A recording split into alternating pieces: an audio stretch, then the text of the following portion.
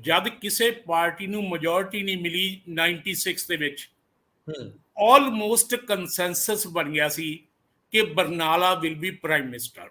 Surjit Singh Barnala prime minister ਦੇ ਬਿਲਕੁਲ ਨਜ਼ਦੀਕ ਪਹੁੰਚ ਗਿਆ ਸੀ, ਪਰ ਨਾਲ ਦੀ ਨਾਲ ਉਹਦੀ ਆਪਣੀ ਪਾਰਟੀ ਨੇ ਉਹਨੂੰ ਤਾਰਪੀਡੋ ਕਰਨ ਵਾਸਤੇ ਇਹ ਫੈਸਲਾ ਕਰ ਲਿਆ ਕਿ ਅਸੀਂ ਤਾਂ ਬੀਜੇਪੀ ਨੂੰ ਸਪੋਰਟ ਕਰਾਂਗੇ ਜੀ, ਅਸੀਂ ਤਾਂ ਇਹਦੇ ਨਾਲ ਜਾਣਾ ਹੀ ਨਹੀਂ। ਉਹਨਾਂ ਦੇ ਆਪਣੇ ਹੀ ਇੱਕ ਮੰਤਰੀ ਨੇ ਜਿਹਦਾ ਨਾਮ ਤਰਲੋਚਨ ਸਿੰਘ ਰਿਆਸਤੀ ਸੀ, ਉਹਨੇ ਰਾਸ਼ਟਰਪਤੀ ਨੂੰ ਮੈਮੋਰੰਡਮ ਦਿੱਤਾ ਕਿ ਸਾਡੀ ਸਰਕਾਰ ਦੇ ਵਿੱਚ ਤਾਂ ਬਹੁਤ ਜ਼ਿਆਦਾ ਕਰਪਸ਼ਨ ਹੈ, ਚੀਫ ਮਿਨਿਸਟਰ ਦੀ ਇਨਕੁਆਇਰੀ ਕੀਤੀ ਜਾਵੇ ਤੇ ਬਾਕੀ ਸਰਕਾਰ ਦੇ ਮੰਤਰੀਆਂ ਦੀ। ਉਹਦੇ ਵਿੱਚ ਇੱਕ ਫਿਰ ਕਮਿਸ਼ਨ ਬਣ ਗਿਆ, ਬਿਲਕੁਲ, ਜਿਹਨੂੰ ਕਹਿੰਦੇ ਸ਼ਿੰਗਾਨੀ ਕਮਿਸ਼ਨ। ਉਹ ਸ਼ਿੰਗਾਨੀ ਕਮਿਸ਼ਨ ਦੀਆਂ ਜੋ ਰਿਕਮੈਂਡੇਸ਼ਨਸ ਹੈਗੀਆਂ ਨਾ, ਜੋ ਉਹਦੀਆਂ ਫਾਈਂਡਿੰਗਸ ਹੈਗੀਆਂ, ਵੈਸੇ ਤਾਂ 100 ਤੋਂ ਉੱਪਰ ਐਲੀਗੇਸ਼ਨ ਸੀ, ਪਰ 13-14 ਐਲੀਗੇਸ਼ਨ ਬਾਦਲ ਸਾਹਿਬ ਦੇ ਮਤਲਬ ਖਿਲਾਫ ਪ੍ਰੂਵ ਹੋ ਗਿਆ। ਔਰ ਹੋਮ ਮਿਨਿਸਟਰ ਨੇ ਜਿਹੜੀ ਉਹ ਰਿਪੋਰਟ ਪੇਸ਼ ਕਰਤੀ ਲੋਕ ਸਭਾ ਦੇ ਵਿੱਚ, ਉਸ ਤੋਂ ਬਾਅਦ ਅਸੈਂਬਲੀ ਦੇ ਵਿੱਚ ਐਕਸ਼ਨ ਵਾਸਤੇ ਆ ਗਈ। ਹੋਮ ਮਿਨਿਸਟਰ ਜਦ ਸਰਕਾਰ ਬਣੀ ਨਾ ਥਰਡ ਫਰੰਟ ਦੀ, ਹੋਮ ਮਿਨਿਸਟਰ ਉਹਦੇ ਘਰ ਆ ਕੇ ਬੈਠਾ ਰਿਹਾ ਕਿ ਤੈਨੂੰ ਚੀਫ ਮਿਨਿਸਟਰ ਬਣਾ ਦਿੰਦੇ ਆ, ਤੂੰ ਮੰਨ ਜਾ। ਉਹ ਘਰੋਂ ਭੱਜ ਗਿਆ, ਉਹਨੂੰ ਮਿਲਿਆ ਨਹੀਂ, ਕਹਿੰਦਾ ਮੈਂ ਆਪਣਾ ਸਟੈਂਡ ਨਹੀਂ ਛੱਡਣਾ। ਤੇ ਸਟੈਂਡ ਨਾ ਛੱਡਣ ਦਾ ਉਹਨੂੰ ਕੀ ਭੁਗਤਣਾ ਪਿਆ, ਮੁੜ ਕੇ ਕਦੇ ਉਹ ਪਾਵਰ ਦੇ ਨੇੜੇ ਨਹੀਂ ਲੱਗਿਆ। ਸਵਾਗਤ, ਮੈਂ ਹਰਜਿੰਦਰ ਸਿੰਘ ਰੰਧਾਵਾ, ਤੁਸੀਂ ਦੇਖ ਰਹੇ ਹੋ ਪੰਜਾਬ ਟੈਲੀਵਿਜ਼ਨ, ਔਰ ਮੇਰੇ ਨਾਲ ਨੇ ਪੰਜਾਬੀ ਯੂਨੀਵਰਸਿਟੀ ਪਟਿਆਲਾ ਦੇ ਸਾਬਕਾ dean professor Jamshed Ali Khan. Professor sahib welcome. Professor sahib, ਅੱਜ ਜਦੋਂ ਅਸੀਂ ਦੇਖਦੇ ਹਾਂ ਕਿ ਬਹੁਤ ਸਾਰੇ ਦੂਜੇ ਸੂਬਿਆਂ ਦੇ ਵਿੱਚ ਖੇਤਰੀ ਪਾਰਟੀਆਂ ਆਪਣੇ ਲੋਕਾਂ ਲਈ ਲੜ ਰਹੀਆਂ, ਸਟੈਂਡ ਲੈ ਰਹੀਆਂ, ਉਦੋਂ ਪੰਜਾਬ ਨਿਆਸਰਾ ਜਿਹਾ ਹੋਇਆ ਫਿਰਦਾ। ਜਿਹੜੀ ਇਹਦੀ ਆਪਣੀ ਪਾਰਟੀ ਸੀ ਉਹ ਵੀ ਕੇਂਦਰ ਵੱਲ ਵੇਖਦੀ ਰਹੀ, ਅਕਾਲੀ ਦਲ, ਤੇ ਜਿਹੜੀਆਂ ਬਾਕੀ ਪਾਰਟੀਆਂ ਨੇ ਉਹ ਤਾਂ ਹੁੰਦੀਆਂ ਹੀ ਦਿੱਲੀ ਤੋਂ ਆਪਰੇਟ ਨੇ ਜਾਂ ਸੈਂਟਰ ਤੋਂ ਆਪਰੇਟ ਹੁੰਦੀਆਂ ਨੇ। ਸਵਾਲ ਇਹ ਹੈ ਕਿ ਪੰਜਾਬ ਦੇ ਨਾਲ ਜੁੜੀਆਂ ਮਿੱਥਾਂ ਔਰ ਇਤਿਹਾਸ ਇਹ ਕਹਿੰਦਾ ਹੈ ਕਿ ਅਸੀਂ ਬੜੇ ਯੋਧੀ ਹਾਂ, ਬੜੇ ਹਿੰਮਤੀ ਹਾਂ, ਬੜੇ ਲੜਾਕੇ ਹਾਂ, ਬੜੇ ਅਣਖੀ ਹਾਂ। ਆਖਰ ਜੇ ਇੰਨਾ ਸਾਰਾ ਕੁਝ ਸਾਨੂੰ ਵਿਰਾਸਤ ਵਿੱਚ ਮਿਲਿਆ ਤਾਂ ਅੱਜ ਜੋ ਸਾਡਾ ਹੈ ਇਹ ਓਨਾ ਗੌਰਵਮਈ ਕਿਉਂ ਨਹੀਂ?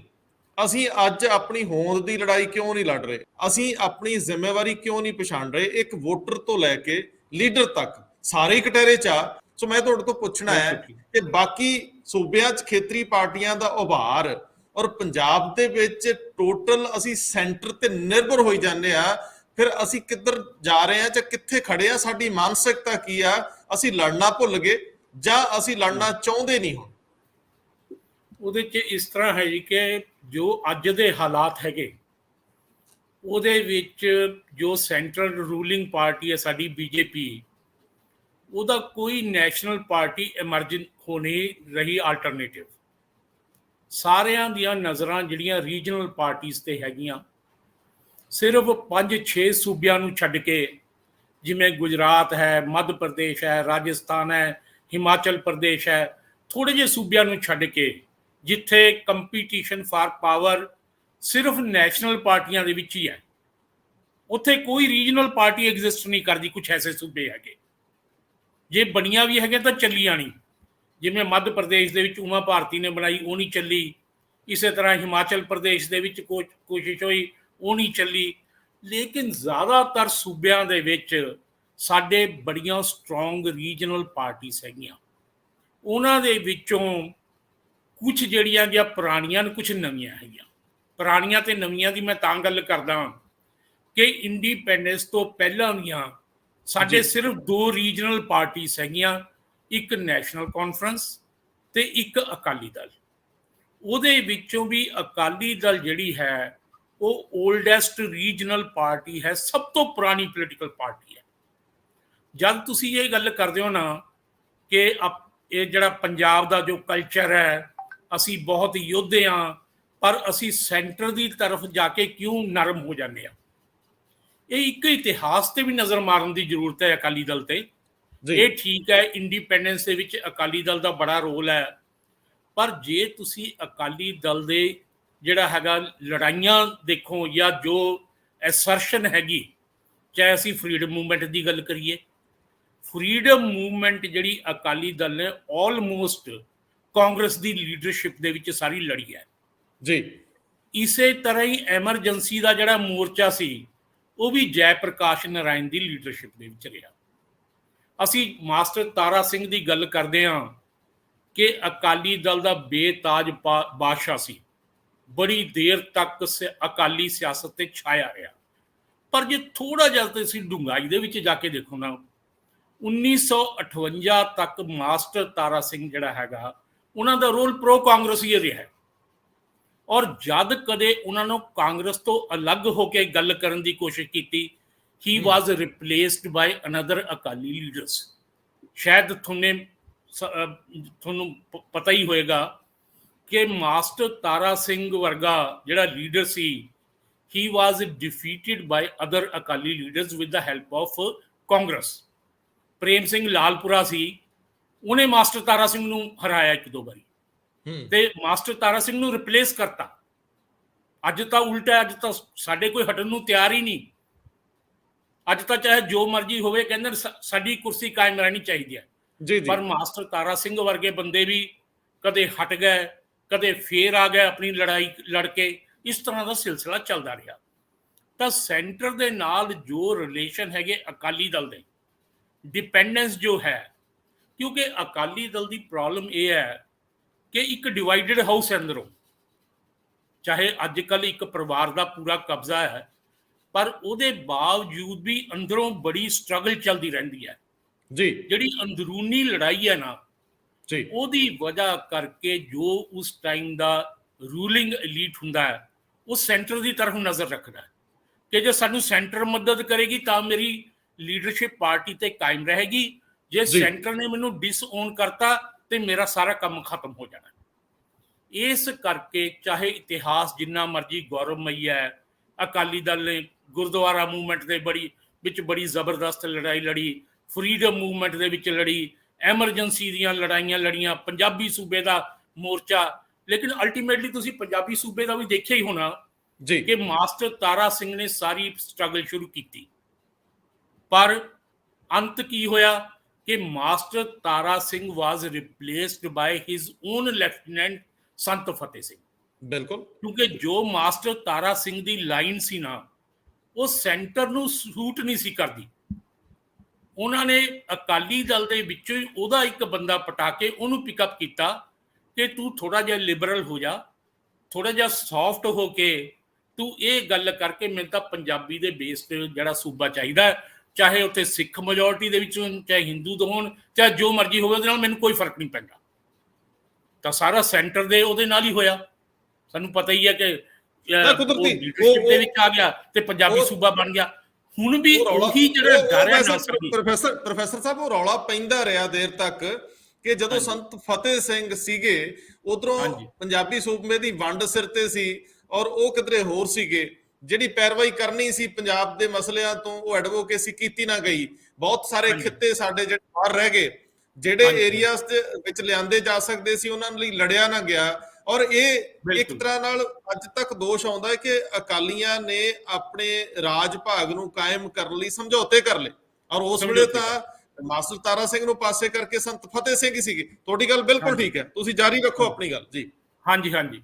ਤੇ ਉਹ ਅੱਜ ਕੱਲ੍ਹ ਵੀ ਇਹ ਗੱਲ ਅਕਸਰ ਚੱਲਦੀ ਹੈ, ਕਿਉਂਕਿ ਪੰਜਾਬੀ ਸਪੀਕਿੰਗ ਏਰੀਆ ਦੀ ਹੈ, ਚੰਡੀਗੜ੍ਹ ਦੀ ਗੱਲ ਹੈ, ਜਿਹੜੇ ਮਸਲੇ ਅਨਸੋਲਵਡ ਰਹਿ ਗਏ ਕਿ ਈਵਨ ਜਿਹੜੇ ਪੰਜਾਬੀ ਸਪੀਕਿੰਗ ਏਰੀਆ ਪੰਜਾਬ ਤੋਂ ਬਾਹਰ ਰਹਿ ਗਏ, ਕਿ ਸ਼ਾਇਦ ਅਕਾਲੀ ਦਲ ਉਹਦੇ ਵੱਲ ਸੀਰੀਅਸ ਹੀ ਨਹੀਂ ਉਹਨਾਂ ਨੂੰ ਲੈਣ ਦੇ ਵਿੱਚ, ਕਿਉਂਕਿ ਪੰਜਾਬੀ ਸਪੀਕਿੰਗ ਤਾਂ ਜ਼ਰੂਰ ਹੈਗੇ, they are not Sikh majority. ਅਗਰ ਉਹ ਸਾਰੇ ਏਰੀਆ ਨੂੰ ਬਲਕਿ ਸ਼ਾਮਲ ਕਰ ਦਿੱਤਾ ਜਾਵੇ ਤਾਂ ਪੰਜਾਬ ਜਿਹੜਾ ਹੈ, ਸ਼ਾਇਦ it will be reduced to a non Sikh state. ਇਸ ਡਰ ਦੀ ਵਜ੍ਹਾ ਕਰਕੇ ਅੰਦਰ ਖਾਤੇ, ਚਾਹੇ ਬਾਹਰੋਂ ਜੋ ਮਰਜ਼ੀ ਕਰਨ, ਬਾਹਰੋਂ ਕਈ ਵਾਰੀ ਗੱਲਾਂ ਕਰਨੀਆਂ ਪੈਂਦੀਆਂ, ਪਰ ਕਦੇ ਪੰਜਾਬੀ ਏਰੀਆਜ਼ ਦੇ ਬਾਰੇ ਉਹਨਾਂ ਸੀਰੀਅਸਲੀ ਲੜਾਈ ਨਹੀਂ ਲੜੀ ਜਾਂਦੀ। ਇਸੇ ਤਰ੍ਹਾਂ ਹੀ ਚੰਡੀਗੜ੍ਹ ਦਾ ਮਸਲਾ ਹੈ ਕਿ ਚੰਡੀਗੜ੍ਹ ਦੇ ਦੇਖੋ, ਆਪਾਂ ਸਾਰਿਆਂ ਨੂੰ ਪਤਾ ਹੀ ਹੈ ਕਿ 2 ਵਾਰੀ ਆਲਮੋਸਟ ਪੰਜਾਬ ਨੂੰ ਇਹ ਮਿਲ ਚੱਲਿਆ ਸੀ। ਬਿਲਕੁਲ, 86 ਦੇ ਵਿੱਚ, ਇੱਕ 1970 ਦੇ ਵਿੱਚ ਜਦ ਸੰਤ ਫਤਿਹ ਸਿੰਘ ਨੇ ਫਾਸਟ ਰੱਖਿਆ ਅਨਟੂ ਡੈਥ, ਤੇ ਹੁਕਮ ਸਿੰਘ ਹੋਣਾ ਦੀ ਇੰਟਰਵੈਂਸ਼ਨ ਦੇ ਨਾਲ ਜਿਹੜਾ ਹੈਗਾ ਉਹ ਸਾਰਾ ਸੋਲਵ ਹੋ ਗਿਆ। ਇੱਕ ਵਾਰੀ ਤਾਂ ਉਹਨੇ ਝੂਠ ਬੋਲ ਕੇ ਹੀ ਅਕਾਲ ਤਖਤ ਸਾਹਿਬ ਤੋਂ ਕਹਿਤਾ ਕਿ ਖਾਲਸਾ ਜੀ ਮੇਰੀ ਸੈਂਟਰ ਨਾਲ ਗੱਲ ਹੋ ਗਈ ਹੈ ਤੇ ਚੰਡੀਗੜ੍ਹ ਪੰਜਾਬ ਨੂੰ ਮਿਲ ਜਾਏਗਾ, ਇਸ ਕਰਕੇ ਤੁਸੀਂ ਫਾਸਟ ਖੋਲ ਦਿਓ ਜੀ ਲੇਕਿਨ ਸਰਤ ਫਤਿਹ ਸਿੰਘ ਉਹਨਾਂ ਨੇ ਫਾਸਟ ਖਤਮ ਕਰਤਾ। ਸ਼ਾਮ ਨੂੰ ਇੰਦਰਾ ਗਾਂਧੀ ਦੀ ਸਟੇਟਮੈਂਟ ਆ ਗਈ ਕਿ ਮੈਂ ਤਾਂ ਕੋਈ ਐਸੀ ਇੰਸ਼ੋਰੈਂਸ ਦਿੱਤੀ ਹੋਈ ਨਹੀਂ। ਉਹਨੇ ਇਹ ਗੱਲ ਕਹੀ ਕਿ ਚਾਹੇ ਹੁਣ ਤੁਸੀਂ ਮੈਨੂੰ ਫਾਂਸੀ ਲਗਾ ਦਿਓ, ਜੋ ਵੀ ਮੈਂ ਕੀਤਾ ਮੈਂ ਮੁਲਕ ਦੇ ਭਲੇ ਵਾਸਤੇ ਤੇ ਪੰਜਾਬ ਦੇ ਭਲੇ ਵਾਸਤੇ ਕੀਤਾ। ਲੇਕਿਨ ਅਲਟੀਮੇਟਲੀ ਸੈਂਟਰਲ ਗਵਰਨਮੈਂਟ ਨੂੰ ਕੰਸੀਡ ਕਰਨੀ ਪਈ। ਤੁਹਾਨੂੰ ਪਤਾ ਹੈ ਇੱਕ ਇੰਦਰਾ ਗਾਂਧੀ ਅਵਾਰਡ ਦੇ ਨਾਮ ਤੇ ਜਾਣਿਆ ਜਾਂਦਾ ਹੈ। 30 ਜਨਵਰੀ 1970 ਨੂੰ ਇੰਦਰਾ ਗਾਂਧੀ ਅਵਾਰਡ ਮਿਲਿਆ ਪੰਜਾਬ ਨੂੰ। ਅੱਛਾ, ਉਹਦੇ ਵਿੱਚ ਇਹ ਕਿਹਾ ਗਿਆ ਕਿ ਜਿਹੜਾ ਪੰਜਾਬ ਹੈ, ਇਹ ਜਿਹੜੀ ਚੰਡੀਗੜ੍ਹ ਹੈ, ਇਹ ਪੰਜਾਬ ਨੂੰ ਦੇ ਦਿੱਤਾ ਜਾਏਗਾ। ਜੀ ਹਰਿਆਣੇ ਨੂੰ ਆਪਣੀ ਅਲੱਗ ਕੈਪੀਟਲ ਬਣਾਉਣ ਵਾਸਤੇ ਜਿਹੜਾ ਹੈਗਾ ਉਹ 15 ਕਰੋੜ ਰੁਪਈਆ ਮਿਲੇਗਾ। 7.5 ਕਰੋੜ ਰੁਪਏ ਐਜ਼ ਗ੍ਰਾਂਟ, 7.5 ਕਰੋੜ ਰੁਪਏ ਐਜ਼ ਲੋਨ। ਜੀ ਫਿਰ ਦੂਸਰੀ ਵਾਰੀ ਜਿਹੜਾ ਹੈਗਾ ਉਹ ਪੰਜਾਬ ਸਮਝੌਤਾ ਹੋਇਆ, ਜਿਹੜਾ 1985 ਦੇ ਵਿੱਚ ਹੋਇਆ ਜੁਲਾਈ ਦੇ ਵਿੱਚ।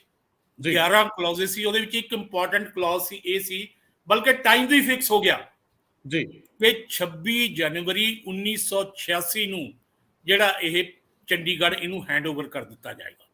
ਪਰ ਸਾਰੀਆਂ ਗੱਲਾਂ ਨਹੀਂ ਹੋਈਆਂ। ਇਹ ਸਾਰੀਆਂ ਗੱਲਾਂ ਨਾ ਕਿ ਅਸੀਂ ਕਿਉਂ ਨਹੀਂ ਲੜਦੇ। ਇੱਕ ਤਾਂ ਉਹਦੇ 'ਚ ਪ੍ਰੋਬਲਮ ਸਾਡੀ ਇਹ ਹੈ ਨਾ, ਜੋ ਸਾਡਾ ਫੈਡਰਲ ਢਾਂਚਾ ਹੈ, ਚਾਹੇ ਅਸੀਂ ਉਹਨੂੰ ਕਹਿੰਦੇ ਹਾਂ ਕਿ ਫੈਡਰਲ ਢਾਂਚਾ ਹੈ, ਸਟੇਟਾਂ ਕੋਲੇ ਕਾਫੀ ਪਾਵਰਸ ਹੈਗੀਆਂ, ਲੇਕਿਨ ਦਰਅਸਲ ਕੀ ਹੈ ਕਿ ਸਟ੍ਰੀਮ ਰੂਲਿੰਗ ਪਾਵਰ ਹੈ ਸੈਂਟਰ ਕੋਲੇ ਬਹੁਤ ਜ਼ਿਆਦਾ ਪਾਵਰਸ ਹੈਗੀਆਂ। ਔਰ ਚੀਫ ਮਿਨਿਸਟਰ ਜਿਹੜੇ ਹੈਗੇ ਵਿਚਾਰੇ ਬੈਗਰਸ ਦੀ ਤਰ੍ਹਾਂ ਜਿਹੜੇ ਉੱਥੇ ਗ੍ਰਾਂਟਾਂ ਵਾਸਤੇ ਫਿਰਦੇ ਰਹਿੰਦੇ। ਅਗਰ ਸੈਂਟਰ ਥੋੜਾ ਜਿਹਾ ਹੱਥ ਖਿੱਚ ਲਵੇ ਤਾਂ ਸਟੇਟ ਨੂੰ ਚਲਾਉਣਾ ਬੜਾ ਔਖਾ ਹੋ ਜਾਂਦਾ ਹੈ ਜੀ। ਇਸ ਕਰਕੇ ਇਹ ਡਰਦੇ ਮਾਰੇ ਕਿ ਜੇ ਅਸੀਂ ਸੈਂਟਰ ਨਾਲ ਕਨਫਰੰਟੇਸ਼ਨ ਲੈ ਲਈ ਤਾਂ ਸਾਨੂੰ ਸਰਕਾਰ ਚਲਾਉਣੀ ਮੁਸ਼ਕਿਲ ਹੋ ਜਾਏਗੀ। ਜੇ ਅਸੀਂ ਸੈਂਟਰ ਰੂਲਿੰਗ ਪਾਰਟੀ ਦੇ ਨਾਲ ਜ਼ਿਆਦਾ ਪੰਗਾ ਲੈ ਲਿਆ ਤਾਂ ਸਾਡਾ ਪਾਰਟੀ ਦੇ ਵਿੱਚ ਹੋਲਡ ਵੀ ਖਤਮ ਹੋ ਜਾਂਦਾ ਹੈ। ਇਹ ਜਿਹੜੇ ਵੈਸਟਡ ਇੰਟਰਸਟ ਹੈਗੇ ਨਾ ਲੀਡਰਸ਼ਿਪ ਦੇ, ਮੈਂ ਗੱਲ ਕਰਦਾ ਵੈਸਟਡ ਇੰਟਰਸਟ ਦੀ, ਕਿ ਅਕਾਲੀ ਦਲ ਦੇ ਵਿੱਚ ਜਿਹੜਾ ਵੀ ਪਾਵਰ ਦੇ ਵਿੱਚ ਹੁੰਦਾ ਲੀਡਰ, ਉਹਦੇ ਮਨ ਦੇ ਵਿੱਚ ਇਹ ਡਰ ਜ਼ਰੂਰ ਰਹਿੰਦਾ ਹੈ ਕਿ ਅਗਰ ਮੈਂ ਸੈਂਟਰ ਨਾਲ ਜ਼ਿਆਦਾ ਕਨਫਰੰਟੇਸ਼ਨ ਦੇ ਵਿੱਚ ਆ ਗਿਆ ਤਾਂ ਕਿਧਰੇ ਮੇਰੀ ਲੀਡਰਸ਼ਿਪ ਹੀ ਨਾ ਜਾਂਦੀ ਰਹੇ। ਹੁਣ ਵੀ ਉਹੀ ਗੱਲ ਚੱਲੀ ਹੋਈ ਸੀ ਕਿ ਸੈਂਟਰ ਦੇ ਨਾਲ ਤੁਸੀਂ ਬਣਾ ਕੇ ਰੱਖੋ, ਫਿਰ ਤੁਸੀਂ ਪਾਰਟੀ ਤੇ ਵੀ ਤੁਹਾਡਾ ਹੋਲਡ ਪੂਰੀ ਤਰ੍ਹਾਂ ਕਾਇਮ ਰਹਿੰਦਾ। ਪਰ ਜੇ ਸੈਂਟਰ ਰੂਲਿੰਗ ਪਾਰਟੀ ਤੁਹਾਡੇ ਨਾਲ ਨਾਰਾਜ਼ ਹੋ ਗਈ, you may be replaced by some other leader. ਇਹ ਜਿਹੜੀ ਗੱਲ ਹੈ ਨਾ, ਇਹ ਬੜੀ ਇੰਪੋਰਟੈਂਟ ਹੈ। ਇਹਦੀ ਵਜ੍ਹਾ ਕਰਕੇ ਜਿਹੜਾ ਹੋ ਲੜਾਈ ਵਾਲੀ ਜਿਹੜੀ ਗੱਲ ਹੈ ਨਾ, ਕਿ ਚਾਹੇ ਲੋਕਾਂ ਦੀਆਂ ਜੋ ਮਰਜ਼ੀ ਐਸਪੀਰੇਸ਼ਨ ਹੋਣ, ਲੋਕ ਚਾਹੁੰਦੇ ਨੇ ਕਿ ਅਸੀਂ ਝੁੱਕ ਕੇ ਨਹੀਂ ਰਹਿਣਾ, ਅਸੀਂ ਆਪਣੇ ਰਾਈਟਸ ਵਾਸਤੇ ਸਾਡੀ ਲੀਡਰਸ਼ਿਪ ਸਾਡੇ ਵਾਸਤੇ ਲੜੇ। ਪਰ ਲੀਡਰਸ਼ਿਪ ਦੇ ਵਿੱਚ ਇਹ ਜਿਹੜਾ ਡਰ ਹੈ ਨਾ ਕਿ ਸਾਡੀ ਲੀਡਰਸ਼ਿਪ ਨਾ ਜਾਂਦੀ ਰਹੇ, ਇਹ ਬੜੀ ਇੰਪੋਰਟੈਂਟ ਗੱਲ ਹੈ, ਜਿਹਦੀ ਵਜ੍ਹਾ ਕਰਕੇ ਇਹ ਜਿਹੜਾ ਹੈਗਾ ਬਾਕੀ ਸਟੇਟਾਂ ਇਨਸਰਟ ਕਰਦੀਆਂ ਹੈਗੀਆਂ, ਉੱਥੇ ਇਸ ਤਰ੍ਹਾਂ ਦੀ ਪ੍ਰੋਬਲਮ ਨਹੀਂ ਹੈਗੀ। ਉਹ ਨਹੀਂ ਪ੍ਰੋਫੈਸਰ ਸਾਹਿਬ, ਮੈਨੂੰ ਸਿਰਫ ਇਹ ਥੋੜਾ ਜਿਹਾ ਕਲੀਅਰ ਕਰੋ। ਦੇਖੋ, ਮਮਤਾ ਬੈਨਰਜੀ ਆਪਣੀ ਉਮਰ ਦੇ ਪਹਿਲੇ ਪੜਾਅ ਦੇ ਵਿੱਚ ਜਵਾਨੀ ਵੇਲੇ ਕਾਂਗਰਸ ਦੇ ਵਿੱਚ ਉਹਨਾਂ ਦੇ ਯੂਥ ਦੀ ਚੀਫ ਸੀ, ਔਰ ਉਸ ਤੋਂ ਬਾਅਦ ਉਹ ਔਰਤ ਨੰਗੇ ਧੜ ਲੜਦੀ ਹੈ, ਉਹਨੂੰ ਬਹੁਤ ਮਾਰਾਂ ਵੀ ਸਹਿਣੀਆਂ ਪੈਂਦੀਆਂ, ਉਹ ਪਾਰਟੀ ਸਥਾਪਿਤ ਵੀ ਕਰਦੇ ਆ, ਔਰ ਜਿਹੜੀ ਇੱਕ ਕਮਿਊਨਿਸਟ ਲਹਿਰ ਸੀ ਉਹ ਕਮਿਊਨਿਸਟ ਲਹਿਰ ਨੂੰ ਨੱਕਾ ਵੀ ਲਾ ਦਿੰਦੇ ਆ, ਔਰ ਅੱਜ ਉਹ ਲਗਾਤਾਰ ਤੀਜੀ ਵਾਰ ਮੁੱਖ ਮੰਤਰੀ ਹੈ। ਔਰ ਜਿਹੜੀ ਸਭ ਤੋਂ ਜ਼ਿਆਦਾ ਪਾਵਰਫੁਲ ਜਮਾਤ ਹੈ ਸਾਡੇ ਸਮਿਆਂ ਦੀ, ਇੰਦਰਾ ਗਾਂਧੀ ਤੋਂ ਬਾਅਦ ਨਰਿੰਦਰ ਮੋਦੀ ਉਸੇ ਹੀ ਲਹਿਜੇ ਚ ਅੱਗੇ ਵਧਦੇ ਆ ਵੀ ਮੈਂ ਜੋ ਕਹਿਤਾ ਕਰਨਾ ਹੈ। ਉਹਨਾਂ ਲਈ ਵੀ ਮੁਸ਼ਕਲ ਹੋ ਜਾਂਦਾ ਜਦੋਂ ਤੁਸੀਂ ਆਪਣੇ ਖਿੱਤੇ ਤੇ ਲੋਕਾਂ ਲਈ ਲੜਦੇ ਹੋ। ਇਸੇ ਤਰੀਕੇ ਨਾਲ ਕਾਂਗਰਸ ਦੇ ਵਿੱਚ ਭਾਵੇਂ 100 ਭ੍ਰਿਸ਼ਟਾਚਾਰ ਦੇ ਦੋਸ਼ ਜਗਨ ਮੋਹਨ ਤੇ ਲੱਗੇ ਹੋਣ, ਲੇਕਿਨ ਆਂਧਰਾ ਦੇ ਵਿੱਚ ਜੇਕਰ ਤੁਸੀਂ ਤੇਲੰਗਾਨਾ ਦੇ ਵਿੱਚ ਦੇਖਦੇ ਹੋ ਜਾਂ ਬਾਕੀ ਥਾਵਾਂ ਤੇ ਰੀਜਨਲ ਪਾਰਟੀਆਂ ਨੇ ਆਪਣੇ ਲੋਕਾਂ ਲਈ ਇੱਕ ਲੋਕਾਂ ਦੇ ਦਿਲਾਂ 'ਚ ਵੀ ਜਗ੍ਹਾ ਬਣਾ ਲਈ ਤੇ ਲੋਕਾਂ ਲਈ ਲੜਿਆ ਵੀ ਹੈ। ਜੇ ਅਸੀਂ ਪੰਜਾਬ ਦੇ ਨਜ਼ਰੀਓਂ ਦੇਖਦੇ ਹਾਂ ਤੇ ਫਿਰ ਸਾਡੀ ਲੀਡਰਸ਼ਿਪ ਤਾਂ ਕੁਰਸੀ ਮੋਹ 'ਚ ਵੱਜੀ ਹੈ ਨਾ, ਜਾਂ ਉਹ ਇਸ ਡਰ 'ਚ ਜੀਂਦੀ ਹੈ ਕਿ ਮੇਰੇ ਕੋਲ ਜੋ ਹੈ ਖੁੱਸ ਨਾ ਜਾਵੇ, ਜਾਂ ਮੇਰੀ ਕੋਈ ਕਿਸੇ ਤਰ੍ਹਾਂ ਦੀ ਜਿਹੜੀ ਜਾਂਚ ਨਾ ਸ਼ੁਰੂ ਹੋ ਜੇ, ਜਾਂ ਕੇਂਦਰ ਮੇਰੇ ਗਲ ਦੇ ਵਿੱਚ ਫੰਦਾ ਨਾ ਕੋਈ ਫਸਾ ਦੇ। ਮੈਨੂੰ ਇਹ ਜ਼ਰੂਰ ਦੱਸੋ ਕਿ ਜਿਹੜੇ ਲੜ ਰਹੇ ਆ ਉਹਨਾਂ ਨੂੰ ਮੋਹ ਵੀ ਮਿਲ ਰਿਹਾ, ਪਿਆਰ ਵੀ ਮਿਲ ਰਿਹਾ, ਸੱਤਾ ਵੀ ਮਿਲ ਰਹੀ ਹੈ। ਸਾਡੇ ਵਾਲੇ ਲੜ ਕੇ ਖੜ ਕੇ ਅੜ ਕੇ ਸੱਤਾ ਲੈਣ ਦੀ ਬਜਾਏ ਭੀਖ ਵਿੱਚ ਸੱਤਾ ਚਾਹੁੰਦੇ ਆ। ਇਹ ਪੈਰਾਂ 'ਚ ਕਿਉਂ ਡਿੱਗੇ ਰਹਿੰਦੇ ਆ? ਮੈਂ ਟਫ ਸ਼ਬਦ ਵਰਤ ਰਿਹਾ, ਪੈਰਾਂ 'ਚ ਕਿਉਂ ਡਿੱਗੇ ਰਹਿੰਦੇ? ਤੁਹਾਨੂੰ ਨਹੀਂ, ਮਾਨਸਿਕਤਾ ਕੀ ਬਿਲਕੁਲ ਇਹ ਲੱਗਦੀ? ਗੱਲ ਮਾਨਸਿਕਤਾ ਠੀਕ ਹੈ ਕਿ ਜੇ ਤੁਸੀਂ ਲੜ ਕੇ ਕੋਈ ਚੀਜ਼ ਲਵੋਗੇ ਨਾ, ਕੋਈ ਦਮ ਦਿਖਾਓਗੇ ਤਾਂ ਤੁਹਾਡੀ ਵੈਲਿਊ ਵੀ ਹੋਏਗੀ। ਪਰ ਇੱਥੇ ਹਮੇਸ਼ਾ ਹੀ ਇੱਕ ਡਰ ਜਿਹਾ ਬਣਿਆ ਰਹਿੰਦਾ ਲੀਡਰਸ਼ਿਪ ਦੇ ਮਨ ਦੇ ਵਿੱਚ, ਪਤਾ ਨਹੀਂ ਇਹਨਾਂ ਦੇ ਆਪਣੇ ਕਿਰਦਾਰ ਤੇ ਕੋਈ ਕਿੰਤੂ ਪਰੰਤੂ ਹੈ। ਕਿਉਂਕਿ ਉਹ ਜਿਹੜੇ ਆਪਾਂ ਗੱਲ ਕਰਦੇ ਹਾਂ ਨਾ, ਜਿਹੜੇ ਲੜ ਰਹੇ ਨੇ ਜੀ, ਉਹਨਾਂ ਦਾ ਤੁਸੀਂ ਕਿਰਦਾਰ ਦੇਖੋ, ਕਿੰਨੇ ਸਿੰਪਲ ਲੋਕ ਹੈਗੇ, ਕੋਈ VIP ਕਲਚਰ ਨਹੀਂ ਉਹਨਾਂ ਦਾ, ਉਹ ਆਪਣੀ ਸਟੇਟ ਵਾਸਤੇ ਮਰਨ ਮਿਟਣ ਨੂੰ ਤਿਆਰ ਰਹਿੰਦੇ ਜੀ। ਪਰ ਸਾਡੇ ਲੀਡਰ ਜਿਹੜੇ ਹੈਗੇ, ਇਹਨਾਂ ਦਾ ਵੈਸਟਡ ਇੰਟਰਸਟ ਹਮੇਸ਼ਾ ਉੱਪਰ ਰੱਖਦੇ ਹੈਗੇ ਜੀ। ਵੈਸਟਡ ਇੰਟਰਸਟ ਦੀ ਵਜ੍ਹਾ ਕਰਕੇ ਜਿਹੜੀ ਇਹ ਪ੍ਰੋਬਲਮ ਆ ਜਾਂਦੀ ਹੈ, ਜਦ ਤੁਸੀਂ ਅੰਦਰੋਂ ਵੀਕ ਹੋ ਨਾ, ਫਿਰ ਤੁਸੀਂ ਲੜ ਨਹੀਂ ਸਕਦੇ। ਫਾਰ ਐਗਜ਼ਾਮਪਲ ਬਾਦਲ ਸਾਹਿਬ ਦੀ ਸਾਰੇ ਬਹੁਤ ਰਿਸਪੈਕਟ ਕਰਦੇ ਨੇ, ਬਹੁਤ ਬੜੇ ਲੀਡਰ ਹੈਗੇ ਜੀ। ਲੇਕਿਨ ਜੇ ਥੋੜਾ ਜਿਹਾ ਤੁਸੀਂ ਇਤਿਹਾਸ ਦੇ ਵਿੱਚ ਦੇਖੋ ਨਾ, ਕਿ ਸ਼ੁਰੂ ਤੋਂ ਹੀ ਇਹ ਗੱਲਾਂ ਸ਼ੁਰੂ ਹੋਈਆਂ ਜੀ। ਪਹਿਲੀ ਵਾਰੀ ਬਾਦਲ ਸਾਹਿਬ 1970 ਦੇ ਵਿੱਚ ਚੀਫ ਮਿਨਿਸਟਰ ਬਣੇ, 27 ਮਾਰਚ 1970 ਨੂੰ, ਤੇ 14 ਜੂਨ 1971 ਤੱਕ ਉਹ ਚੀਫ ਮਿਨਿਸਟਰ ਰਹੇ, 1.25 ਸਾਲ। ਉਹਦੇ ਵਿੱਚ ਕੀ ਹੋਇਆ ਲਾਸਟ ਦਿਨਾਂ ਦੇ ਵਿੱਚ, ਕਿ ਉਹਨਾਂ ਦੇ ਆਪਣੇ ਹੀ ਇੱਕ ਮੰਤਰੀ ਨੇ, ਜਿਹਦਾ ਨਾਮ ਤਰਲੋਚਨ ਸਿੰਘ ਰਿਆਸਤੀ ਸੀ, ਉਹਨੇ ਰਾਸ਼ਟਰਪਤੀ ਨੂੰ ਮੈਮੋਰੰਡਮ ਦਿੱਤਾ ਕਿ ਸਾਡੀ ਸਰਕਾਰ ਦੇ ਵਿੱਚ ਤਾਂ ਬਹੁਤ ਜ਼ਿਆਦਾ ਕਰਪਸ਼ਨ ਹੈ, ਚੀਫ ਮਿਨਿਸਟਰ ਦੀ ਇਨਕੁਆਇਰੀ ਕੀਤੀ ਜਾਵੇ ਤੇ ਬਾਕੀ ਸਰਕਾਰ ਦੇ ਮੰਤਰੀਆਂ ਦੀ। ਉਹਦੇ ਵਿੱਚ ਇੱਕ ਫਿਰ ਕਮਿਸ਼ਨ ਬਣ ਗਿਆ, ਬਿਲਕੁਲ, ਜਿਹਨੂੰ ਕਹਿੰਦੇ ਸ਼ਿੰਗਾਨੀ ਕਮਿਸ਼ਨ। ਹਾਂ, ਉਹ ਸ਼ਿੰਗਾਨੀ ਕਮਿਸ਼ਨ ਦੀਆਂ ਜੋ ਰਿਕਮੈਂਡੇਸ਼ਨਸ ਹੈਗੀਆਂ ਨਾ, ਜੋ ਉਹਦੀਆਂ ਫਾਈਂਡਿੰਗਸ ਹੈਗੀਆਂ, ਵੈਸੇ ਤਾਂ 100 ਤੋਂ ਉੱਪਰ ਐਲੀਗੇਸ਼ਨ ਸੀ, ਪਰ 13-14 ਐਲੀਗੇਸ਼ਨ ਬਾਦਲ ਸਾਹਿਬ ਦੇ ਮਤਲਬ ਖਿਲਾਫ ਪ੍ਰੂਵ ਹੋ ਗਏ। ਔਰ ਹੋਮ ਮਿਨਿਸਟਰ ਨੇ ਜਿਹੜੀ ਉਹ ਰਿਪੋਰਟ ਪੇਸ਼ ਕਰਤੀ ਲੋਕ ਸਭਾ ਦੇ ਵਿੱਚ, ਉਸ ਤੋਂ ਬਾਅਦ ਅਸੈਂਬਲੀ ਦੇ ਵਿੱਚ ਐਕਸ਼ਨ ਵਾਸਤੇ ਆ ਗਈ, ਪਰ ਉਹਦੇ ਤੇ ਐਕਸ਼ਨ ਕੋਈ ਨਹੀਂ ਹੋਇਆ, ਕਿਉਂਕਿ ਅੰਦਰ ਖਾਤੇ ਜਿਹੜਾ ਜਦ ਨੂੰ ਉਧਰ ਉਲਝਾ ਲਿਆ, ਐਮਰਜੈਂਸੀ ਦੇ ਮੋਰਚੇ ਦੇ ਵਿੱਚ ਸਾਰੀਆਂ ਗੱਲਾਂ ਖਤਮ ਹੋ ਗਈਆਂ। ਇਹ ਜਿਹੜਾ ਡਰ ਹੈ ਨਾ ਕਿ ਸਾਡੇ ਐਕਸ਼ਨਸ ਜਿਹੜੇ ਹੈਗੇ ਉਹ ਕਿਧਰੇ ਇਨਵੈਸਟੀਗੇਟ ਨਾ ਹੋ ਜਾਣ, ਕਿਧਰੇ ਲੀਡਰਸ਼ਿਪ ਸਾਡੀ ਪ੍ਰੋਬਲਮ ਦੇ ਵਿੱਚ ਨਾ ਆ ਜਾਵੇ। ਇਹ ਜਿਹੜਾ ਡਰ ਹੈ ਨਾ ਹਮੇਸ਼ਾ ਜਿਹੜਾ ਲੀਡਰਸ਼ਿਪ ਦੇ ਵਿੱਚ ਰਿਹਾ। ਹੁਣ ਜਿਵੇਂ ਆਪਾਂ ਸਿਮਰਨਜੀਤ ਸਿੰਘ ਮਾਨ ਦੀ ਗੱਲ ਕਰੀਏ, ਚਾਹੇ ਉਹਦੀ ਆਈਡੀਓਲੋਜੀ ਡਿਫਰੈਂਟ ਹੈ, ਆਪਾਂ ਉਹਦੇ ਨਾਲ ਐਗਰੀ ਕਰਦੇ ਹਾਂ ਨਹੀਂ ਕਰਦੇ ਹਾਂ, ਉਹਨੇ ਕੋਸ਼ਿਸ਼ ਕੀਤੀ ਲੜਨ ਦੀ, ਪਰ ਨਤੀਜਾ ਕੀ ਹੋਇਆ? ਹੋਮ ਮਿਨਿਸਟਰ, ਮੈਂ ਇਹ ਪੜ੍ਹਿਆ ਬੜੇ ਰਿਲਾਇਬਲ ਸੋਰਸਿਸ ਤੋਂ, ਕਿ ਹੋਮ ਮਿਨਿਸਟਰ ਜਦ ਸਰਕਾਰ ਬਣੀ ਨਾ ਥਰਡ ਫਰੰਟ ਦੀ, ਹੋਮ ਮਿਨਿਸਟਰ ਉਹਦੇ ਘਰ ਆ ਕੇ ਬੈਠਾ ਰਿਹਾ ਕਿ ਤੈਨੂੰ ਚੀਫ ਮਿਨਿਸਟਰ ਬਣਾ ਦਿੰਦੇ ਆ, ਤੂੰ ਮੰਨ ਜਾ। ਉਹ ਘਰੋਂ ਭੱਜ ਗਿਆ, ਉਹਨੂੰ ਮਿਲਿਆ ਨਹੀਂ, ਕਹਿੰਦਾ ਮੈਂ ਆਪਣਾ ਸਟੈਂਡ ਨਹੀਂ ਛੱਡਣਾ। ਤੇ ਸਟੈਂਡ ਨਾ ਛੱਡਣ ਦਾ ਉਹਨੂੰ ਕੀ ਭੁਗਤਣਾ ਪਿਆ? ਮੁੜ ਕੇ ਕਦੇ ਉਹ ਪਾਵਰ ਦੇ ਨੇੜੇ ਨਹੀਂ ਲੱਗਿਆ। ਬਿਲਕੁਲ ਬਿਲਕੁਲ ਬਿਲਕੁਲ। ਇਹ ਚੀਜ਼ਾਂ ਜਿਹੜੀਆਂ ਹੈਗੀਆਂ ਨਾ, ਹੁਣ ਇਹਨਾਂ ਨੂੰ ਇਹੀ ਡਰ ਖਾਂਦਾ ਸਾਡੀ ਲੀਡਰਸ਼ਿਪ ਨੂੰ, ਕਿ ਜੇ ਕਿਧਰੇ ਅਸੀਂ ਪੰਗਾ ਲੈ ਲਿਆ, ਅਸੀਂ ਕਿਧਰੇ ਲੀਡਰਸ਼ਿਪ ਤੋਂ ਨਾ ਚਲੇ ਜਾਈਏ, ਚਾਹੇ ਜਿੱਥੇ ਮਰਜ਼ੀ ਚਲੇ ਜਾਣ, ਇਹਨਾਂ ਦਾ ਮੂੰਹ ਉੱਥੇ ਹੀ ਰਹਿੰਦਾ, ਮੂੰਹ ਉੱਥੇ ਹੀ ਰਹੇਗਾ। ਹੁਣ ਵੀ ਦੇਖ ਲੈਣਾ ਉੱਥੇ ਆ ਜਾਣਗੇ। ਕਿਉਂਕਿ ਤੁਸੀਂ ਇਤਿਹਾਸ ਦੇ ਬੜੇ ਗਿਆਤਾ, ਤੁਸੀਂ ਜਿੰਨੀਆਂ ਕਿਤਾਬਾਂ ਲਿਖੀਆਂ, ਮੈਂ ਤਾਂ ਪਿਛਲੇ ਪ੍ਰੋਗਰਾਮ 'ਚ ਵੀ ਕਿਹਾ ਸੀ ਕਿ ਬਹੁਤ ਛੋਟੀ ਉਮਰ ਤੋਂ ਮੈਂ ਤੁਹਾਨੂੰ ਪੜ੍ਹਦਾ ਆ ਰਿਹਾ, ਔਰ ਖਾਸ ਤੌਰ ਤੇ ਅਕਾਲੀ ਪੋਲਿਟਿਕਸ ਨੂੰ ਸਮਝਣ ਲਈ ਤੁਹਾਡੀਆਂ ਲਿਖੀਆਂ ਕਿਤਾਬਾਂ ਬੜੀਆਂ ਕਾਰਗਰ ਨੇ। ਮੈਂ ਇਹ ਪੁੱਛਦਾ ਤੁਹਾਨੂੰ ਕਿ ਜਿੰਨਾ ਤੁਸੀਂ ਸਮਝਿਆ, ਇਹਦੇ ਵਿੱਚ ਇਹ ਚੀਜ਼ ਤੁਹਾਨੂੰ ਸਮਝ ਆਈ ਹੈ ਕਿ ਬਹੁਤ ਵਾਰੀ ਪਰਸਨਲ ਜਿਹੜੇ ਗਰਜ ਸੀ ਜਾਂ ਪਰਸਨਲ ਪੰਗੇਬਾਜ਼ੀਆਂ ਦੇ ਦੌਰਾਨ ਕੋਈ ਮੋਰਚਾ ਵਾਲ ਲਾ ਲਿਆ, ਜਿਵੇਂ ਸ਼ਿੰਗਾਨੀ ਕਮਿਸ਼ਨ ਵਾਲੀ ਗੱਲ ਮੈਂ ਕਈ ਜਗ੍ਹਾ ਇਹ ਪੜ੍ਹੀ ਆ ਕਿ ਉਸ ਵੇਲੇ ਜਦੋਂ ਇਹ ਧਰਮਯੁੱਧ ਮੋਰਚੇ 'ਚ ਤਬਦੀਲ ਹੋ ਜਾਂਦੀ ਉਹ ਲੜਾਈ, ਤੇ ਅੱਗੇ ਜਾ ਕੇ ਫਿਰ ਪੰਜਾਬ ਇੱਕ ਜਿਹੜਾ ਡੂੰਗੀ ਖਾਈ 'ਚ ਚੱਲਿਆ ਜਾਂਦਾ, ਉਹ ਗੂੰਗਾ ਬੋਲਾ ਖੂਹ ਸੀ ਜਿਹਦੇ ਵਿੱਚੋਂ ਅਸੀਂ ਨਿਕਲੇ ਨਹੀਂ, ਹਜ਼ਾਰਾਂ ਲੋਕਾਂ ਦੇ ਫੌਤ ਹੋਣ ਦੀ ਗੱਲ ਆ। ਔਰ ਇਹ ਸਾਰੀਆਂ ਚੀਜ਼ਾਂ ਤੁਹਾਨੂੰ ਅਜੇ ਵੀ ਲੱਗਦਾ ਕਿ ਔਖੇ ਵੇਲੇ ਜਦੋਂ ਫੈਸਲੇ ਲੈਣੇ ਸੀ ਲੀਡਰਸ਼ਿਪ ਨੇ, ਭਾਵੇਂ ਬਲੂ ਸਟਾਰ ਆਪਰੇਸ਼ਨ ਤੋਂ ਪਹਿਲਾਂ ਜਾਂ ਉਸ ਤੋਂ ਬਾਅਦ ਵੀ ਵੱਖ-ਵੱਖ ਮੌਕਿਆਂ ਤੇ ਜਦੋਂ ਲੀਡਰਸ਼ਿਪ ਫੈਸਲੇ ਲੈਣ ਦੀ ਘੜੀ ਆਉਂਦੀ ਰਹੀ, ਜਿਵੇਂ ਮੰਨ ਲਓ ਇੱਕ ਵਾਰੀ 1986 ਦੇ ਵਿੱਚ ਚੰਡੀਗੜ੍ਹ ਪੰਜਾਬ ਨੂੰ ਦੇਣ ਦੀ ਗੱਲ ਆਉਂਦੀ, ਬਰਨਾਲਾ ਕਾਫੀ ਗੱਲਬਾਤ ਕਰਕੇ ਅੱਗੇ ਵੱਧ ਗਏ, ਲੇਕਿਨ ਦੂਜੇ ਲੋਕ ਜਿਹੜੇ ਆ ਉਹ ਪਾਸੇ ਹਟ ਗਏ। ਜੇ ਅਨੰਦਪੁਰ ਸਾਹਿਬ ਦੇ ਮਤੇ ਦੀ ਰਾਜੀਵ ਗਾਂਧੀ ਲੌਂਗੋਵਾਲ ਅਕਾਰਡ ਦੀ ਗੱਲ ਕਰੀਏ ਤੇ ਉਹਦੇ ਵਿੱਚ ਵੀ ਬਾਦਲ ਟੋੜਾ ਉਦੋਂ ਮੰਨੇ ਹੀ ਨਹੀਂ, ਔਰ ਉਸ ਤੋਂ ਬਾਅਦ ਉਹਦਾ ਸੰਤ ਦਾ ਜਿਹੜਾ ਲੌਂਗੋਵਾਲ ਦਾ ਕਤਲ ਵੀ ਹੋ ਜਾਂਦਾ। ਸੋ ਮੈਨੂੰ ਇਹ ਦੱਸਿਓ ਕਿ ਸਾਡੀ ਇਹ ਆਦਤ ਹੈ ਕਿ ਅਸੀਂ ਔਖੇ ਵੇਲੇ ਫੈਸਲੇ ਲੈਣ ਦੀ ਬਜਾਏ ਭਗੌੜੇ ਹੋ ਜਾਂਦੇ ਹਾਂ, ਇਹ ਸਾਡੀ ਫਿਤਰਤ ਕਿਉਂ ਆ? ਇਹ ਔਖੇ ਵੇਲੇ ਵੀ ਤੇ ਸੌਖੇ ਵੇਲੇ ਵੀ।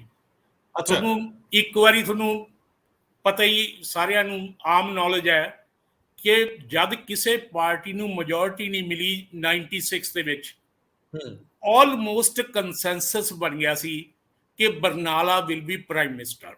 ਸੁਰਜੀਤ ਸਿੰਘ ਬਰਨਾਲਾ ਪ੍ਰਾਈਮ ਮਿਨਿਸਟਰ ਦੇ ਬਿਲਕੁਲ ਨਜ਼ਦੀਕ ਪਹੁੰਚ ਗਿਆ ਸੀ, ਪਰ ਨਾਲ ਦੀ ਨਾਲ ਉਹਦੀ ਆਪਣੀ ਪਾਰਟੀ ਨੇ ਉਹਨੂੰ ਤਾਰਪੀਡੋ ਕਰਨ ਵਾਸਤੇ ਇਹ ਫੈਸਲਾ ਕਰ ਲਿਆ ਕਿ ਅਸੀਂ ਤਾਂ ਬੀਜੇਪੀ ਨੂੰ ਸਪੋਰਟ ਕਰਾਂਗੇ ਜੀ, ਅਸੀਂ ਤਾਂ ਇਹਦੇ ਨਾਲ ਜਾਣਾ ਹੀ ਨਹੀਂ।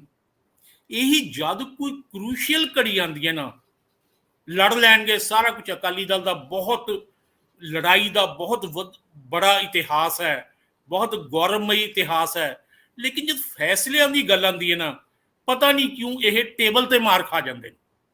ਟੇਬਲ ਤੇ ਉਹਨਾਂ ਵਿਜੀਲੈਂਟ ਹੀ ਨਹੀਂ ਰਹਿੰਦੇ।